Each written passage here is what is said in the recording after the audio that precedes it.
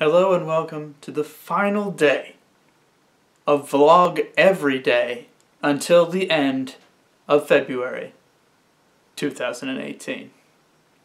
I'm Tom, President and Dictator for Life of 515comics.com, and today I am coming to you with the questions that you asked me. So, a long time ago, when all of this began, I think it was about 9 days ago, I told all of you that on today, February 28th, I would be answering any and all of your questions that you cared to ask me.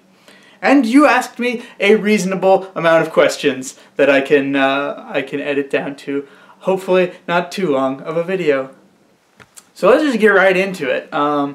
I loosely organized these based on the order in which I received them. So, from the first video that I posted when I first asked for questions, I got a couple responses. Amanda from Facebook asks, "You kept talking about how much you've learned in the past. What was the most surprising discovery you've learned in the past when you've done the different versions of Vlog Every Day?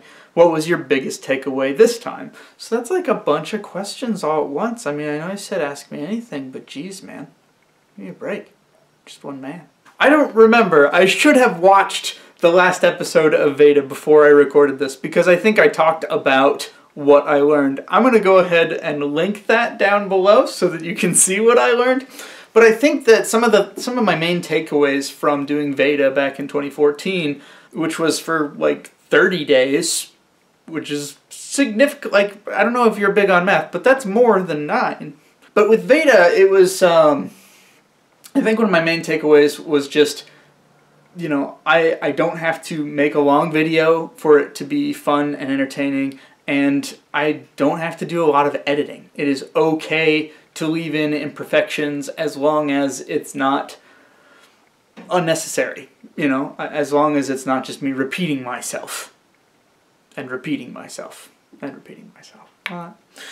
So what was my biggest takeaway this time?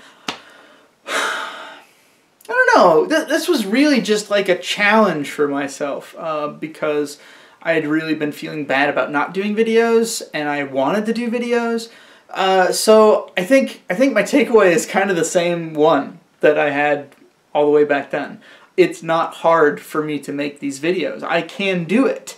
You know, even though I recently decided to stop doing weekly videos because it was just sort of a stress, you know, it was becoming an opposite stress because I wasn't making videos. And this whole process has kind of reminded me that it's not that hard. You can just sit down and make a video about something. And it doesn't have to be that long. It can be great. Next question comes from Twitter. @CharlotteSweetie asks, "How are you able to both work full-time and create a comic on the regular?" Yeah, it's kind of difficult. A lot of it is just making sure that you know what free time you have and how best to utilize it. There are definitely times where I am drawing the next page on my lunch break, or sometimes I have to travel for work, and if I'm not the one driving, then I'm going to draw the next page in the car because I know that that's when I have time to get it done. So just being aware of your schedule and where there are openings in it really is one of the main things that you need to do. I just need to be aware of, okay, I actually can't goof off tonight because, you know, if I'm going to go see friends tomorrow night, or if I've got plans to go out to dinner with my wife the next night, like, a comic needs to come out before long, so maybe I don't get to goof off. Maybe I don't get to play video games or just watch YouTube videos until I fall asleep. Which is what I'd rather do most nights. Alright, some other questions that I got. Most of the rest of these actually all come from DeviantArt, so thank you very much to all my bros on DeviantArt leaving me comments. Raging Droid X asks, "How much did you already have planned in your story when you first started it?" Not a lot. It's hard to remember because it was a long time ago.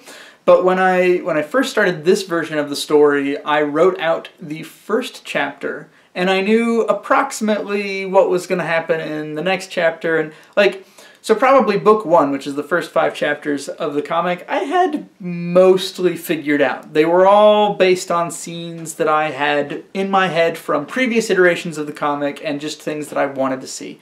And then I knew I wanted to have an ending. I did not have an ending figured out.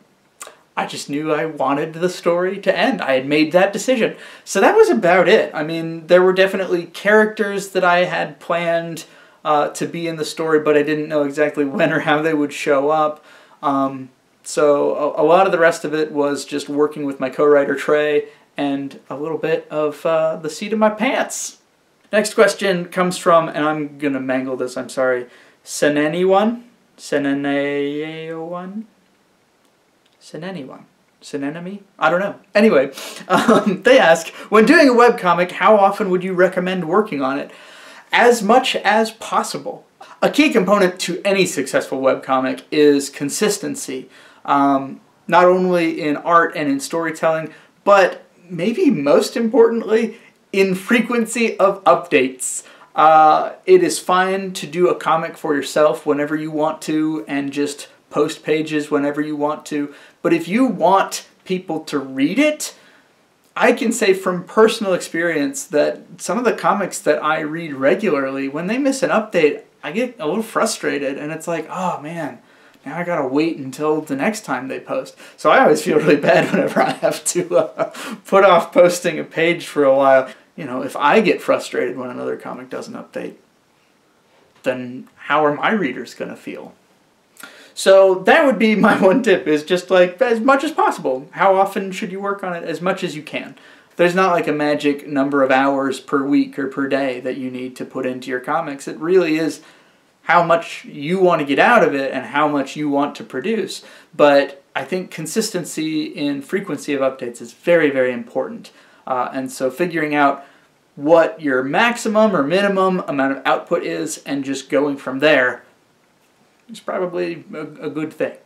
And then finally, my bro Goat13 comes through with a handful of questions for me to round out this Ask Me Anything episode. So, what were your expectations as an artist, and do you feel like you reached those goals?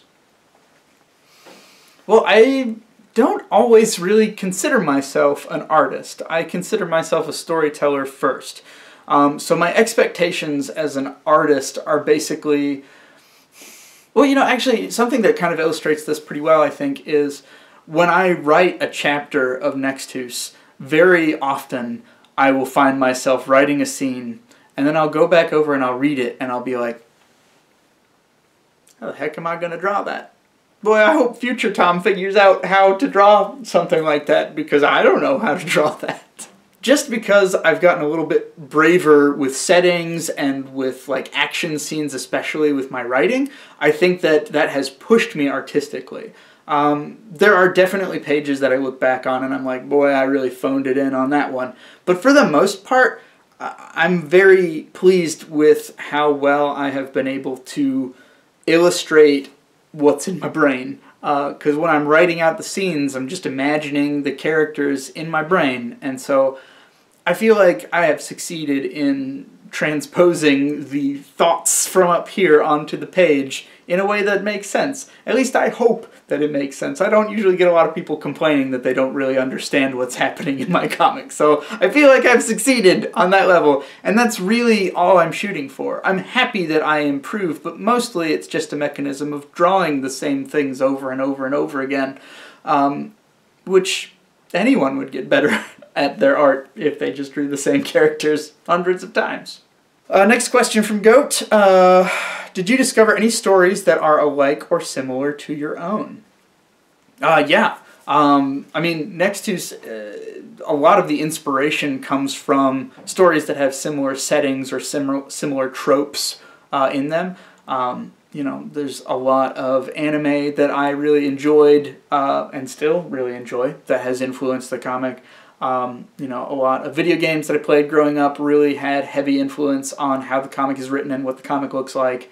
And yeah, there's stuff all the time. Actually, at conventions, people will come up to me a lot and ask me, oh, hey, this looks kind of like that. Or I'll give them the pitch and they're like, hey, this is a lot like that. The one that I hear the most often in the past few years has been Borderlands, which I don't really have a lot of time for video games anymore. I mostly just play Pokemon. What? Yeah, but I haven't ever played Borderlands, and people are like, oh yeah, this kind of looks like that. Oh, it's treasure hunting? Yeah, it kind of sounds like Borderlands. Okay, great. That's good, right? People like Borderlands. Then yes, read my comic. It's like Borderlands. But yeah, all the time I will see elements in shows, in movies, in stories that it's like, oh hey, I did something kind of like that, or ooh, that's something like something I'd like to do, you know, or maybe I can change that a little bit and work that into my own story. Definitely, like, the story has been shaped by the kinds of things that I've read and seen throughout the years of working on it. There have been elements and things that, as they became important to me, or as I became interested in them, I'm like, I want to explore that in the comic a little bit. Alright, and here's just a fun question. What's the favorite movie that you saw last year? I should have reread these questions and thought about my answers before filming, because now I have to think about all the movies I saw last year, so prepare for a jump cut. What movies did I see last year? Jesus. So I did some thinking about it, and I don't watch a lot of movies. I really enjoy movies. But I didn't see a lot of movies like in the theater last year. So if you're talking about new movies, probably the movie that most intrigued me and that I enjoyed the most seeing in theaters was Blade Runner 2049. I hadn't and still haven't seen the original, boo hiss, but I did really enjoy that one. I thought that it was really great. Otherwise, I mean, there's a lot of movies that I rewatch over and over again, so there's probably movies that I watched last year that I enjoyed more than Blade Runner 2049. But that was one of the newer movies that I saw last year that I really got a kick out of. Speaking of getting a kick out of stuff, I really had a great time answering all of your questions. Thank you so much for submitting them. Thank you so much for watching. I think we can close the book on VEDUTEOF 2018 and say that it was a rousing success. I look forward to doing this again whenever.